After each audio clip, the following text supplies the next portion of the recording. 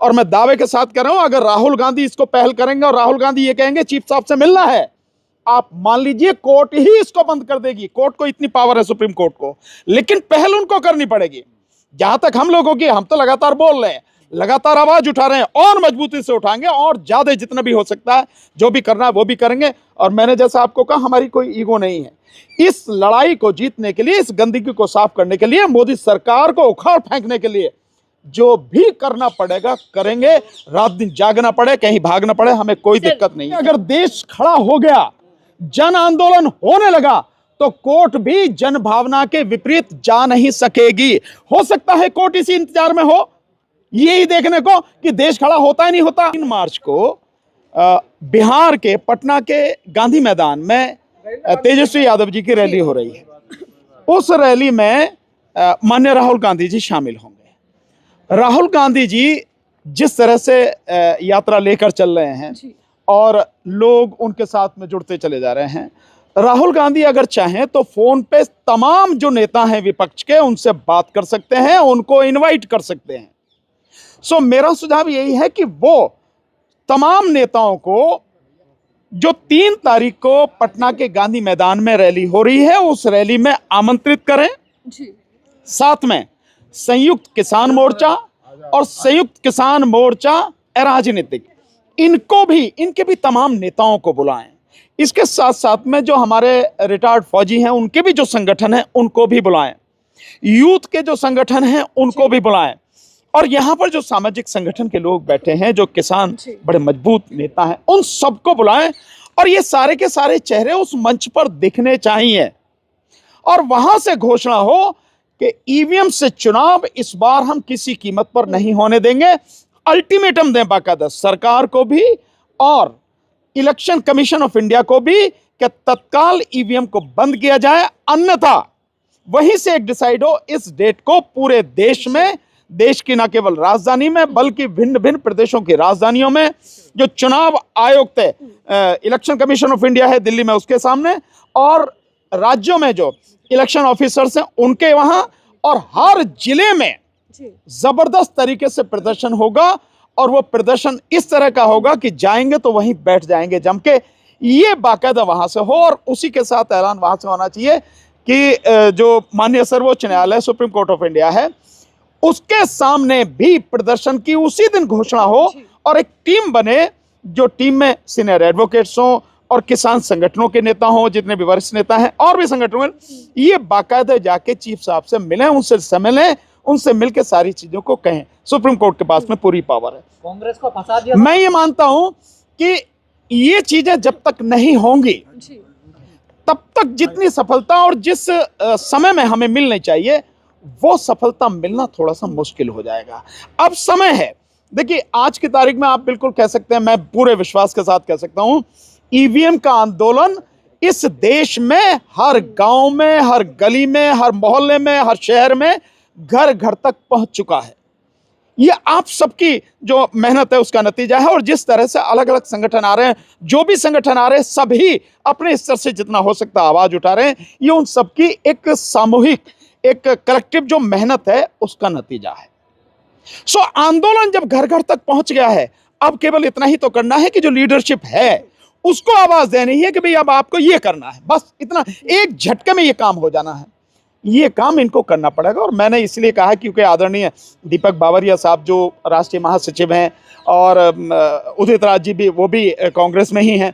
सो जब ये सब लोग हैं तो ये तो पार्टी के अंदर ही है ना, कोई बाहर, पार्टी से बाहर से तो आने वाले की जरूरत है नहीं।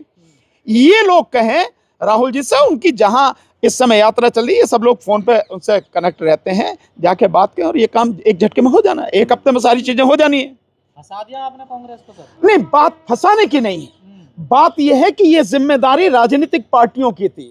कांग्रेस की इसलिए ज्यादा है कि कांग्रेस ने इंडिया गठबंधन के नाम से जो गठबंधन बनाया, आज जो एक व्यक्ति था जो इसको करने में जिसने पहल की वो छोड़ के चला गया, लेकिन बाकी जो देखा जाए तो कांग्रेस सबसे बड़ी पार्टी है 12 करोड़ वोट कांग्रेस को अकेले मिला है 2019 के चुनाव में। आज के तारीख में उसका वोट बहुत ज्यादा बढ़ चुका है।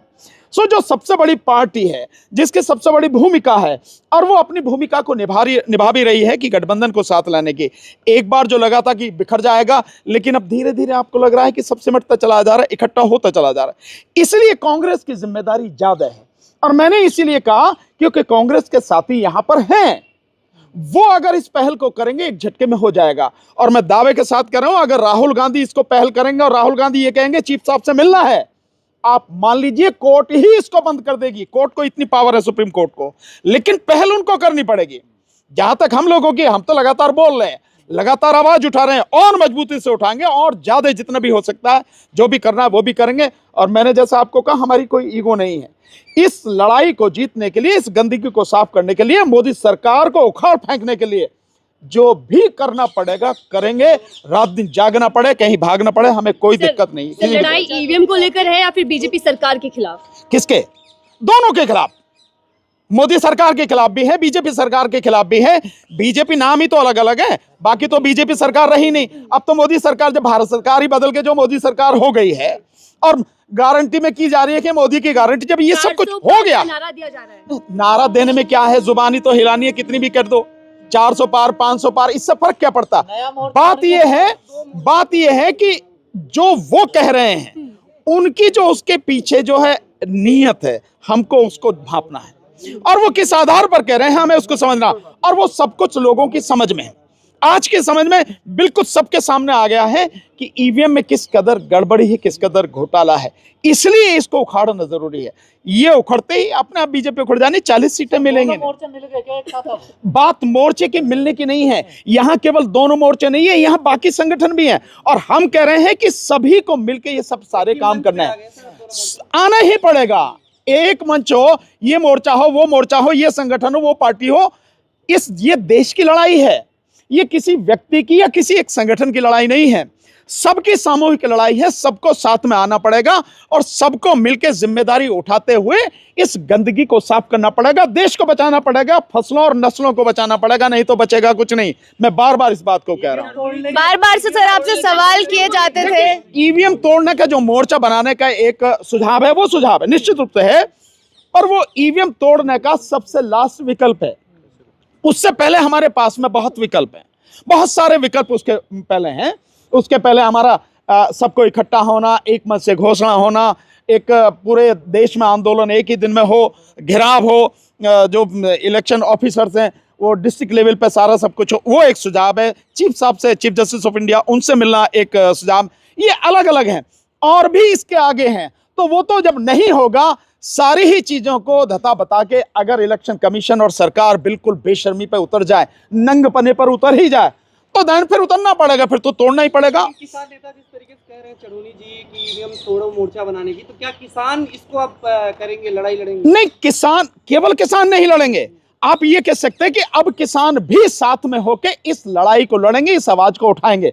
और मैंने बहुत पहले कहा था, आपको ध्यान होगा, मैं 4 दिन पंजाब में रहा और सभी किसान संगठनों से मिला, साथियों से मिला, आदरणीय राजेवाल साहब से मिला, और जितने भी और संगठन से किसान मोर्चा के थे, उन्होंने बाकायदा, उनकी मीटिंग में मैंने बात रखी, और उन्होंने प्रस्ताव पास के ये करके कहा कि हम ईवीएम की लड़ाई में इनके साथ में हैं, ईवीएम की लड़ाई जो है उसके पक्ष में खड़े होकर ईवीएम का हम विरोध करेंगे। ये सारी बात हुई है। और इसके अलावा अभी जो मैं गया, शंभू बॉर्डर पे गया, तो जो अब ये संयुक्त किसान मोर्चा राजनीतिक ये जो आंदोलन कर रहा है, उसके बीच में भी जाके मैंने बात की। उन्होंने भी ये बात कही है कि हम ईवीएम के खिलाफ लड़ाई लड़ेंगे। और ये बात आप मान लीजिए कि पूरा देश इस बार अंतिम लड़ाई इस ईवीएम के खिलाफ में लड़ेगा, जबरदस्त तरीके से लड़ेगा। किस हद तक जाएगा आंदोलन, ये कल्पना में नहीं है, मोदी के भी और इलेक्शन कमीशन ऑफ इंडिया के भी। देश का जो जनमानस है इसके लिए पूरी तरह से तैयार हो चुका है कि इस बार ईवीएम से चुनाव वो नहीं होने देगा। 2022 का चुनाव केवल और केवल बैलेट पेपर से होगा, किसी और से नहीं होगा। इसके लिए किसी हद तक जाना पड़ेगा। आपसे 2024 का लगातार 2024 का लोकसभा चुनाव केवल और केवल बात किसी के नेतृत्व करने की नहीं है, बात यह है कि सब लोग मिलकर करेंगे। और नेतृत्व की बात नहीं है, निश्चित रूप से कोई अगर बड़ी पार्टी है, बड़ी संगठन है, ये लड़ाई उन्हीं की है ना, सामाजिक संगठन की लड़ाई नहीं है। 100% ये निश्चित रूप से हमने लड़ी है लड़ाई, हमारी लड़ाई कल भी थी, आज भी है और आगे भी रहेगी, इसमें कोई शक नहीं। मोर्चा जो है हाईजैक हो गया कांग्रेस। नहीं, कोई भी संयुक्त, इसको ईवीएम हटाओ, संयुक्त मोर्चा को कोई हाईजैक नहीं कर सकता, किसी में इतनी ताकत नहीं है। ये मोर्चा जितनी मजबूती से लड़ रहा था उतनी ही मजबूती से लड़ेगा और लड़ रहा है। बात यह है कि संयुक्त किसान, ये जो ईवीएम हटाओ संयुक्त मोर्चा है, इसके किसी भी साथी की कोई ईगो नहीं है और हम यही चाहते थे, बार बार यही बात कह रहे थे कि सब लोग आए साथ में, तो सब लोग साथ में आएंगे, सबके साथ मिलकर लड़ेंगे, हमें कोई किसी तरह की दिक्कत नहीं है। मकसद ये है कि ईवीएम का तो नाम ही नहीं चल रहा सर कहीं। किसका? प्रियंका जी नहीं बोल रही है ईवीएम हटाओ। मैंने इसीलिए तो कहा भाई, मैं कह रहा हूं प्रियंका जी से भी बड़ी बात जो आज की तारीख में है, दो ही लोगों की है, बल्कि तीन कह सकते हैं आप। वो है राहुल जी की, आदरणीय खड़गे साहब की, और उनकी जो सोनिया जी की, ये तीन ही आवाज हैं। अगर राहुल जी की तरफ से होगा, मैंने इसीलिए सुझाव दिया कि मंच पर बैठे हैं, अगर वो ये बात उठाएंगे तो निश्चित रूप से आवाज बहुत जबरदस्त तरीके से गूंजेगी। जो लोग उनके साथ में खड़े हैं, आ रहे हैं, वो सब भी मैदान में आएंगे। अब आप देखिए कि अगर यूथ सामने मैदान में आ जाए, सड़क पर आ जाए, और किसान सड़क पर आ जाएं, और इसके साथ साथ में हम लोग जो आम आदमी को आवाज दे रहे हैं वो सब लोग साथ में आ जाएं, इसी तरह से जन आंदोलन बनेगा। और परिस्थिति ऐसी है, मैं आपको बता रहा हूं, बार बार पहले भी कह चुका हूं, आज की तारीख में देश को अगर बचाया जा सकता है तो केवल और केवल जन आंदोलन के माध्यम से ही बचाया जा सकता है, दूसरा अब तरीका रहा नहीं है। इसलिए जन आंदोलन की जरूरत है। इसलिए छोकर साहब ने जो कहा कि जन आंदोलन चाहिए, लेकिन इस जन आंदोलन में पॉलिटिकल पार्टियों के आने से, इंडिया गठबंधन के आने से, विपक्ष के आने से इसको मजबूती बनेगी और हमें आंदोलन मजबूत करना है।